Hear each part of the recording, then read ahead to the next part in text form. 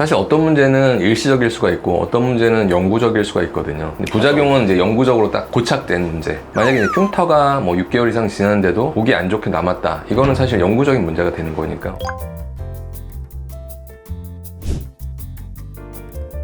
예를 들면 이제 결막 부종 이런 것들은 대부분 영구적이지 않죠. 그냥 잠시 부었다가 사라지는 거니까. 예를 들면 수술하고 한 2, 3주밖에 안 돼서 아직은 색이 좀 약간 붉게 느껴지거나 이럴 때 이게 지금 최종적인 상태인지 잘 모를 수가 있잖아요. 6개월 정도 지나면 좋아질 거다. 이렇게 이제 얘기를 드리는 거고. 보통은 요새 수술할 때 뒤트임은 대부분 이렇게 외안각 고정 이런 거를 기본으로 많이 하는데, 피부는 잘라내는데 이렇게 고정하는 작업 없이 꼬매면 바깥쪽으로 이렇게 코너 부분에서 외측으로 좀 당겨주는 힘이 없잖아요. 그러면 상처가 아물 때 이렇게 둥글게 변하거나 디귿자처럼 변할 가능성이 크거든요. 그러니까 그 내부에서 좀 필요한 요소가 좀 빠져있는 수술 방법이다라고 봐야겠죠. 근데 반대로 요새는 재수술할 때 보면 디귿자처럼 펴있는 경우가 과거보다 덜 보이는 것 같아요. 그러니까 이미 이제 그 방법이 좀 안 좋다고 생각하고 많이 안 쓰니까.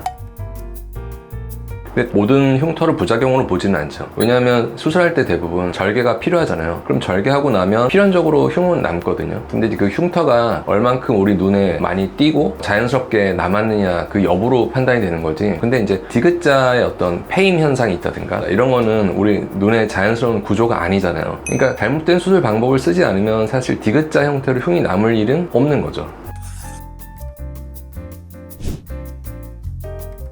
보통 뒤트임이나 밑트임을 하다가 실제로 생길 가능성이 좀 더 높은 거는 안검 내반이긴 해요.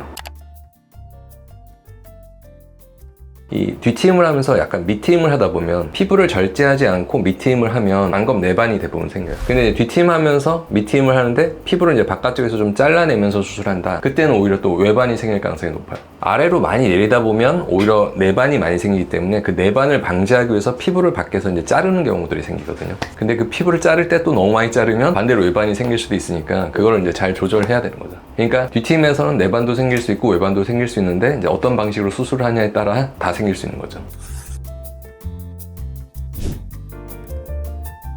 부작용이라기보다는 효과적인 수술이 안 됐다라고 볼 수 있는데, 근데 아까 이제 외안각을 이렇게 고정을 하는데 그 고정한 부분이 사실 우리가 표정을 지을 때 많이 움직임이 생기면서 변동성이 있어요. 그게 이제 시간이 이제 한 달, 두 달 이렇게 아물다 보면 원래 위치보다 다시 조금 안쪽으로 내지는 약간 위쪽으로 이제 이동하려는 경향을 보이기 때문에 얼만큼 이제 견고하게 고정을 해줬느냐가 결국 이제 재발률을 줄이는데 굉장히 이제 중요한 부분이 되는 거죠. 근데 어떤 분들은 그래서 앞쪽으로 안 하고 네. 위로만 위로. 조금 실제로 그런 경우들도 있고, 그러니까 최대한 이렇게 그 가로폭을 넓히는 것보다는 쌍꺼풀 약간 이렇게 연결되는 부위를 조금 더 노출시키는 방향으로 위트임으로 진행하기도 해요.